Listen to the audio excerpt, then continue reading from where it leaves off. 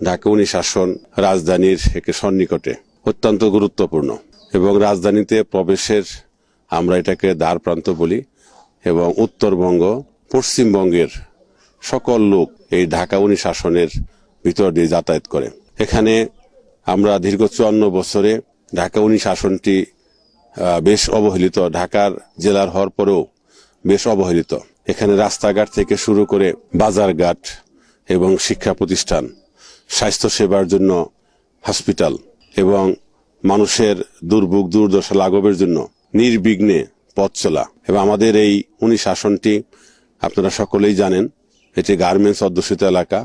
এখানে লক্ষ লক্ষ নারী শ্রমিক এবং পুরুষ শ্রমিক তাদের কর্ম করার জন্য দেশের সকল অঞ্চল থেকে এখানে আসছেন। তাদেরকে নির্বিঘ্নে যাতায়াতের জন্য রাস্তাঘাট সহ অন্যান্য যে বিষয়গুলো আছে সেগুলো তারা সঠিকভাবে পথ চলতে অসুবিধা হয়।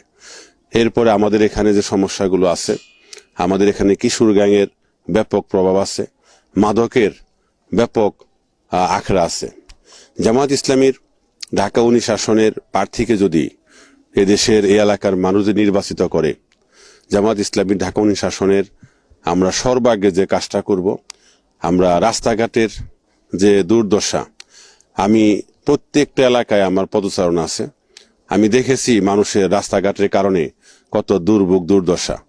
যদি ঢাকা 19 আসন জামায়াত ইসলামীর প্রার্থীকে এদেশের মানুষদের সেবক হিসাবে গ্রহণ করে, তাহলে সর্বাগ্রে আমরা রাস্তাঘাটের সংস্কারের জন্য আমরা চেষ্টা করব। ইনশাল্লাহ আমরা রাস্তাঘাট করে দিব।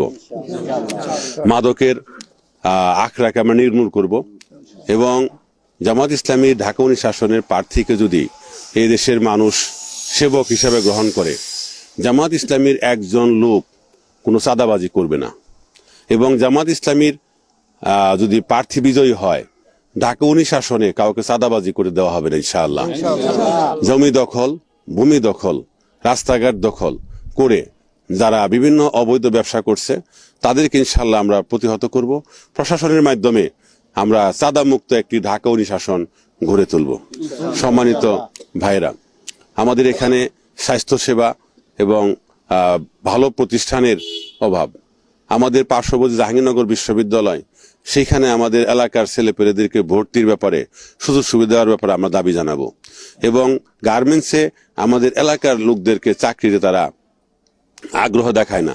জামায়াত ইসলামী প্রার্থী বিজয় হলে আমার এলাকার লোকদেরকে সর্বাগ্রে চাকরি দিতে হবে এবং তাদের ভিতরে যে ভয় আছে এলাকার লোককে চাকরি দেওয়ার পরে তারা যে সমস্যা করে, ইনশাল্লাহ আমরা কথা দিচ্ছি আমার এলাকার লোক অনেক ভালো এবং তারা যদি কোথাও চাকরি দেওয়ার পরে যদি সমস্যা করে তাহলে সে বিষয়টা ইনশাল্লাহ আমরা গ্রামবাসী এলাকাবাসী আমরা দেখব।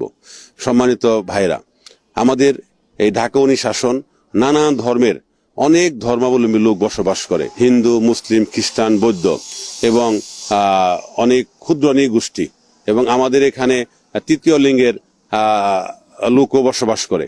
জামায়াত ইসলামী প্রার্থী বিজয় হলে সকল ধর্মের লোকদেরকে সাথে নিয়ে আমরা একটা সাভারকে এবং আশুলিয়াকে একটা সুন্দর নগরী হিসাবে আমাদের ভবিষ্যৎ প্রজন্মের জন্য আমরা রেখে যাব ইনশাআল্লাহ।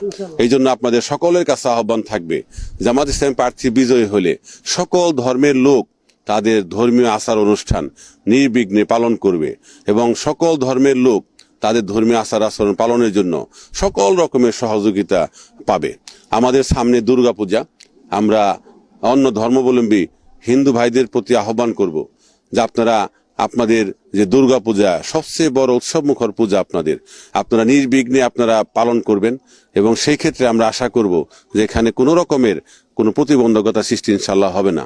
ইতিমধ্যে আমরা তাদের সাথে কথা বলেছি, পূজা কমিটির লোকদের সাথে কথা বলেছি এবং তাদের সাথে আমরা বসবো এবং প্রশাসনের সাথে আমরা কথা বলবো যাতে করে আমাদের এই ঢাকা 19 আসনের সকল ধর্মের লোক বিশেষ করে আগামী দুর্গাপূজা উৎসব যেন তারা নির্বিঘ্নে করতে পারে, আনন্দমুখর পরিবেশে করতে পারে।